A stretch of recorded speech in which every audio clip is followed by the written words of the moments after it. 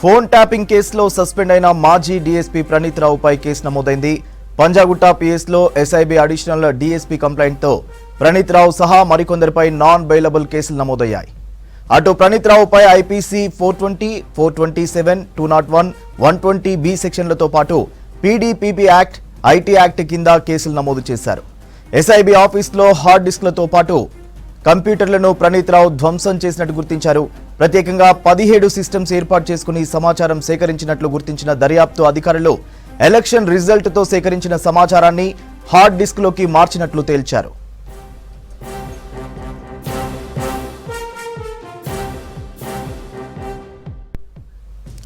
Details Dhanraj live లో అందిస్తారు. ధనరాజ్, ప్రణీత్ రావుపై కేసుకు సంబంధించి అప్డేట్స్ ఏంటి? Thank you Surya. Phone tapping వ్యవహారంలో సస్పెండ్కు గురైనటువంటి మాజీ డీఎస్పీ ప్రణీత్ రావు పైన మొత్తానికి అధికారులు ఇటు చర్యలకు రంగం సిద్ధమైంది. మరోవైపున చూసినట్టయితే ఇప్పటికే పంజాగుట్ట పోలీస్ స్టేషన్లో చూసినట్టయితే ఎస్ఐబిలో అడిషనల్ డీసీపీ అయినటువంటి రమేష్ ఇచ్చినటువంటి ఫిర్యాదు మేరకు పలు సెక్షన్ల కింద కూడా కేసు నమోదు చేశారు.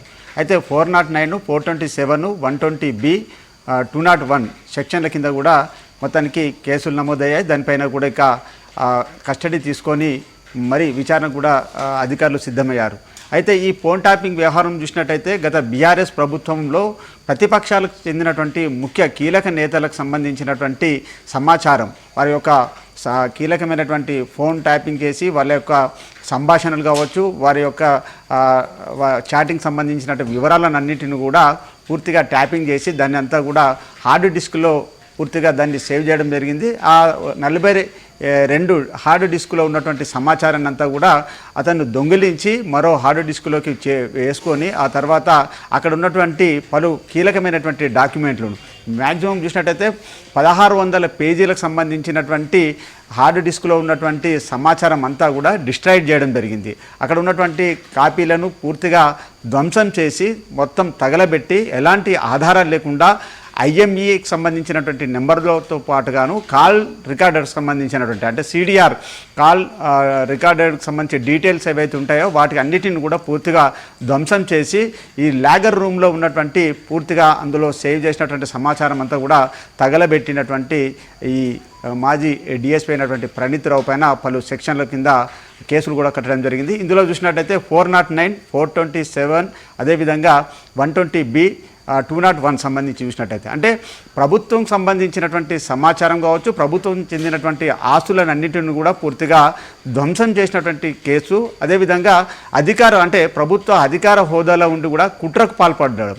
120B యాక్ట్ ప్రకారం చూసినట్టయితే ఈ ప్రభుత్వం సంబంధించినటువంటి వ్యవహారంలో మొత్తం సమాచారాన్ని అంతా కూడా గూఢాచార్యంగా ఇతరులకు వేసేటువంటి క్రమంలో 120B అనేది నేరపూరితమైనటువంటి కుట్రగా దీన్ని ఈ యాక్ట్ చెప్తుంది. అదేవిధంగా 409 చూసినట్టయితే ఒక పబ్లిక్ సర్వెంట్ అయి ఉండి కూడా పూర్తిగా అతని అధికారాన్ని దుర్వినియోగపరిచాడు. అదేవిధంగా 427 చూసినట్టయితే కావల్చుకొని ఇందులో ఉన్నటువంటి సమాచారాన్ని అంతా కూడా డిస్ట్రాయిడ్ చేయడము అనేది పబ్లిక్ సంబంధించినటువంటి ప్రాపర్టీని పూర్తిగా ధ్వంసం చేసినటువంటి కేసు. అదేవిధంగా పీడీపీపీకి సంబంధించినటువంటి అంటే పబ్లిక్ ప్రాపర్టీని పూర్తిగా డ్యామేజ్ చేసినటువంటి యాక్ట్ ప్రకారం కూడా ఇందులో కేసు కట్టడం జరిగింది. అంతేకాకుండా మరో టెలిగ్రాఫిక్ యాక్ట్ ప్రకారంగా చూసినట్టయితే కూడా మరో కేసు కూడా నమోదైంది. అంతేకాకుండా ప్రణీత్ రావుకు ఎవరెవరు సహకరించారు, ఎవరు దీనికి పూర్తిగా కుట్రకు ప్రధాన సూత్రధారులు ఎవరు, పాత్రధారులు ఎవరనే విషయంపైన కూడా ఇప్పటికే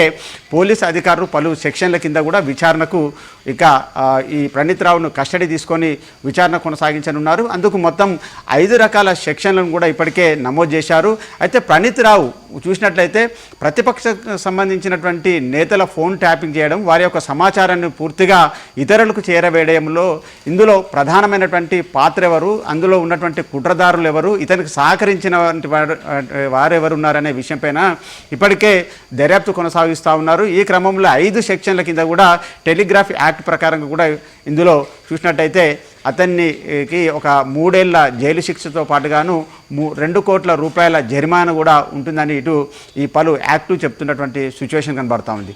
అయితే ఈ మాజీ డిఎస్పీగా ఉన్నటువంటి అంటే ఇప్పుడు ప్రస్తుతం ప్రణీత్ రావు మాజీ డిఎస్పీ, అతనికి ఎవరెవరు అంటే పూర్తి ఈ లాగర్లో ఉన్నటువంటి సమాచారాన్ని డిస్ట్రాక్ట్ చేయమని చెప్పింది ఎవరు, అదేవిధంగా ఈ ఫోన్ ట్యాపింగ్ చేయడంలో ఎవరి కుట్ర ఉంది, దీనికి సంబంధించినటువంటి లాగర్లో నిక్షిప్తమైనటువంటి సమాచారాన్ని ఎవరు పూర్తిగా ధ్వంసం చేయమని చెప్పారనే విషయంపైన కూడా అతన్ని కస్టడీకి తీసుకొని విచారణ కొనసాగించనున్నారు. మొత్తం మీద చూసినట్టయితే ఈ కాన్స్పిరెన్సీ చూసినట్టయితే ఇప్పటికే ప్రణీత్ రావుకు చాలా వరకు చూసినట్టయితే ఒక 6 నుంచి 7 ఏళ్ల శిక్ష వరకు కూడా పడే అవకాశం కనబడుతుందని ఇటు పలు సెక్షనబుల్కి సంబంధించినటువంటి కేసులు యాక్ట్ ప్రకారం చెప్తా ఉంది.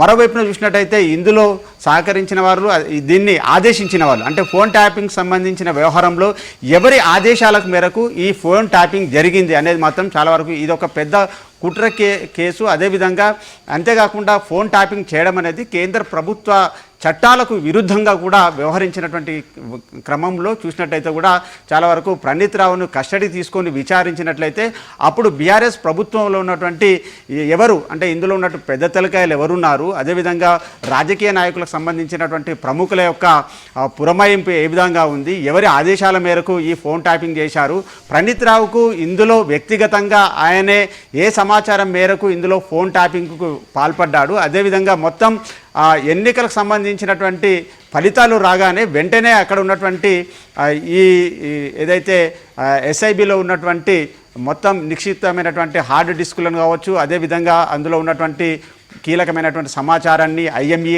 నెంబర్లను కావచ్చు, కాల్ రికార్డర్కి సంబంధించినటువంటి సిడిఆర్ అనాలిసిస్ సంబంధించినటువంటి మొత్తం ఎవిడెన్స్లను అన్నిటిని కూడా పూర్తిగా ధ్వంసం చేయడము, అక్కడ తగలబెట్టే వ్యవహారంలో ఎవరి ప్రమేయం తోటి మాత్రం ఇవన్నీ చేశారనే విషయంలో మొత్తానికి ఇప్పటికే 5 రకాల కేసులను కూడా నమోదు చేయడం జరిగింది.